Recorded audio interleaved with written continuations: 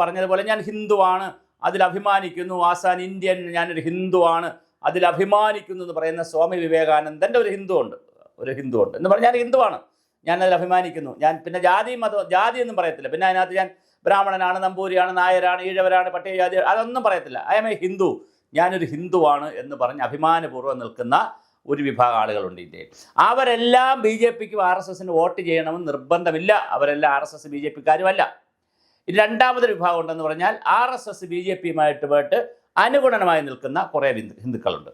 ഇനി മൂന്നാമത്തെ വിഭാഗം എന്ന് പറഞ്ഞാൽ പ്രശ്നാധിഷ്ഠിതമായി ഹിന്ദു ഉണരും അവരല്ലേ. ഇപ്പോൾ ശബരിമല വിഷയം വന്നപ്പോൾ അവരുടെ വിശ്വാസം ഉണർന്നപ്പോൾ സ്വാഭാവികമായി അവർ ഒരു ആൻറ്റി കമ്മ്യൂണിസ്റ്റും അല്ലെങ്കിൽ ആൻറ്റി ഗവൺമെൻറ്റും ഒക്കെ ആയി മാറും. സ്വാഭാവികമാണ്.